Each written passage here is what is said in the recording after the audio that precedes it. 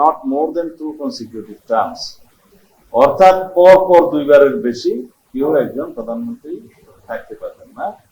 তার মানে দাঁড়াচ্ছে যদি দুইবারের পর একবার গ্যাপ হয়, তার পরবর্তীকালে যদি জনগণ নির্বাচন করে সেই পার্টিকে মেজরিটি পার্টি হিসাবে, সেই পার্টি যদি ডিসাইড করে তাহলে সেই একই ব্যক্তি প্রধানমন্ত্রী হতেও পারেন।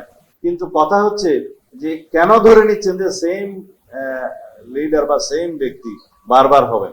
আমরা তো এখানে অপশনটা রাখতে চাই যে বাধ্যবাধকতা করা যাবে না, যেমন একজন ব্যক্তি যে তৃতীয়বার আবার এসে প্রধানমন্ত্রী হতে পারবে না এক টার্মের পরে, সেই বিষয়ে কোনো বাধ্যবাধকতা করা যাবে না। হতে পারবেন, নাও হলে সেটা সেই পার্টির বিষয় থাকবে। এটা Democratic practice which is important is জনগণ যদি থ্রু ফ্রি ফেয়ার ইলেকশনের মাধ্যমে কেয়ারটেকার সরকারের সিস্টেমে যদি কোনো পার্টিকে মেজরিটি দেয়, তার মানে জনগণ তাদেরকে চায়। তাহলে সুভারেন জনগণের ইচ্ছা যেভাবে প্রতিফলিত হওয়া উচিত। আমরা মেয়াদ, রাষ্ট্রপতির মেয়াদও 5 বছর, সংসদের মেয়াদও 5 বছর, সবকিছু বিষয়ে আমরা 5 বছর প্র্যাকটিসের মধ্যে থাকতে চাই।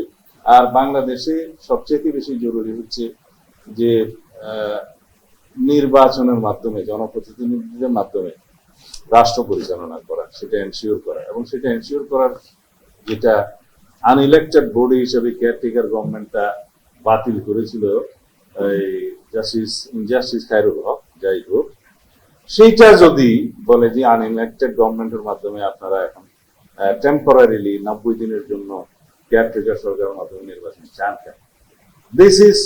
এটা হচ্ছে ডক্ট্রিন অফ নেসেসিটি। আমাদের পলিটিক্যাল হিস্ট্রিতে এবং কালচারে দেখা গেছে উইদাউট কেয়ারটেকার গভর্নমেন্ট আমরা কোনো ইলেকশনই নিউট্রালি ফ্রি ফেয়ার করতে পারি না। তো সেই জন্য যতদিন পর্যন্ত আমরা সেই কালচারে উপনীত না হতে পারবো, ততদিন পর্যন্ত আমাদের এই ফ্রি ফেয়ার ইলেকশনের জন্য আমাদের কেয়ারটেকার টাইপের গভর্নমেন্টের বিধানটা রাখা উচিত। সেটা আবার এখন হাইকোর্টের ভার্ডিক্টের মাধ্যমে রিয়েলিস্টেড হয়েছে।